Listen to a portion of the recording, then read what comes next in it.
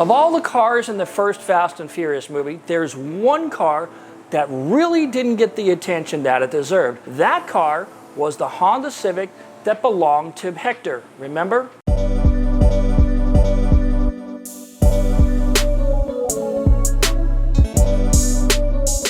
It made only a handful of fleeting appearances in the movie, largely because his character, the Hector character, was really there as a diversion to keep the audiences confused as to the true identity of the bad guys. Was it Domstein? Was it Johnny Tran?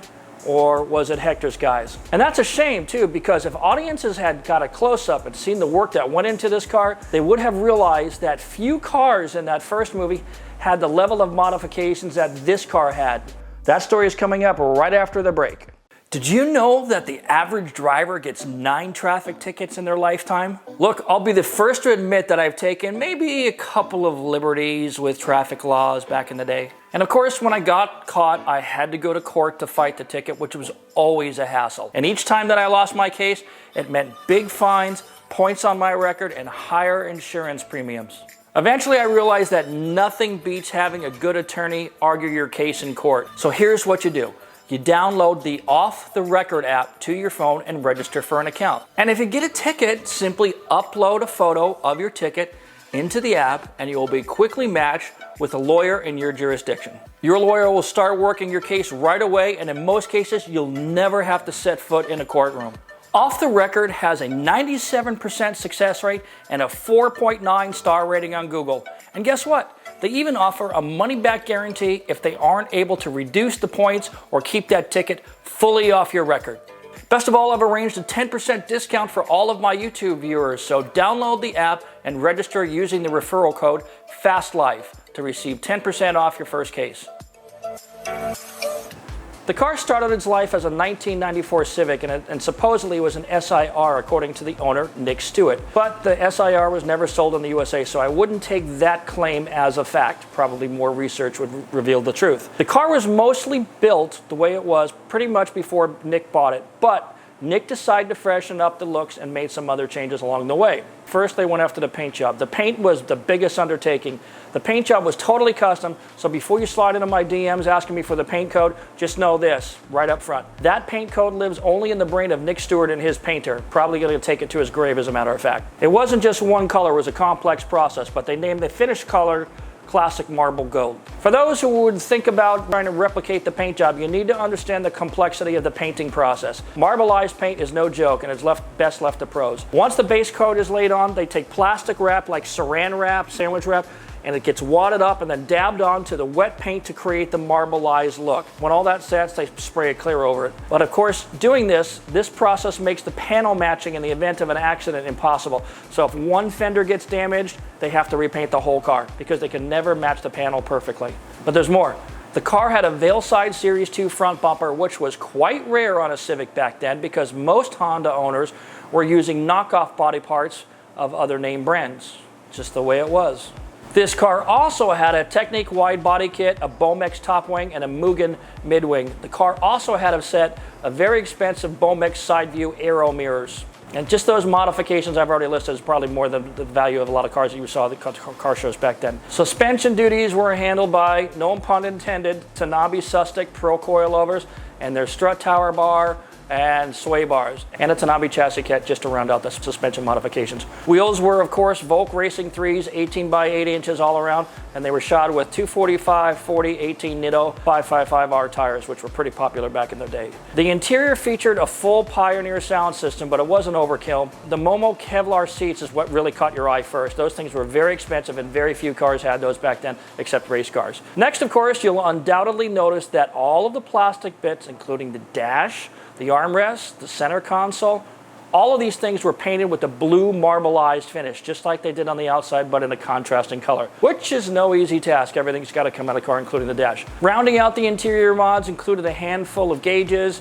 some matching carbon Kevlar dash trim, and a few other bits. Under the hood, the marbleized paint theme was carried over to certain trim pieces that were custom fabricated, but most people immediately focused on the Blitz individual throttle bodies, which were attached to the side of what Nick claimed to be a 2-liter stroker motor. Yeah, well, I'm no Honda expert, but as I recall, correct me if I'm wrong, that the 1.6 D16 could only be bored and stroked to about 1.7 liters, but whatever. I'm sure Honda guys will comment below. Other mods included Type R cams, a Mugen 4-in-1 header, which dumped its noxious fumes into a Tanabe Racing medallion muffler. Pretty good parts, pretty expensive parts. The final look in the engine compartment made it look like a veritable candy store, so much so that Nick actually installed tempered oven glass into the hood so he could show off these goodies even when the hood was closed. It was a trend that caught on pretty quickly, and several other people copied it later on. But dollar-wise, this was a pretty impressive build with a lot of cool parts. What kind of hurt this car at car shows was the polarizing paint job. Now, a lot of people dug it. People were all about it. They loved it. It was fantastic, it was original, it was cool. Others thought it was a bit too lowrider Euro, that lowrider Euro trend. One car show judge said to me that he thought the paint job looked like somebody threw up a plate of tostadas. All right, maybe that guy should be judging shows, but whatever. But I would submit that had that judge seen that car in direct sunlight, he might have appreciated the final result a little more, because in the sunlight, it was fantastic. If you like that sort of thing. Nevertheless, Nick was lucky to get this car cast in the movie for a variety of reasons. First off, it was very unique. Okay, so replicating that car would be really, really, really difficult, and the producers knew this. Secondly, because the car was so custom paint-wise, the car would only have a very minor role, because it would have been possible to replicate the car. So what character would only need a car for a couple of scenes? How can we show it? We can't have stunt cars, all that kind of stuff. So Hector's role was very minor, and so this car really fit his character perfectly, and so the car was cast. So it was the right car for the right character for the right role, and that's the way it was. So essentially what I'm saying is this car is a one of one. There were no stunt cars, there were no backups, there was no Hero 2, there was no Hero 3.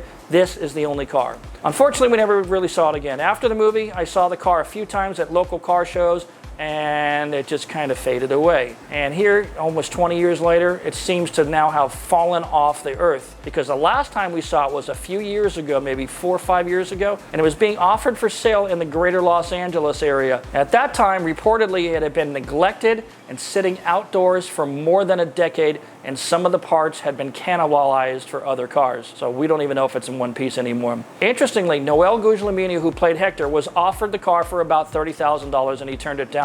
Wise move, my friend. More recently, there was talk of building a replica of this car among some of my friends, but they soon came to the senses when they added up the cost of the parts and the cost of trying to recreate the paint job, which was estimated about $30,000. $30,000 to replicate that car made no financial sense, and the idea was abandoned. So that leaves only the original movie car, this car.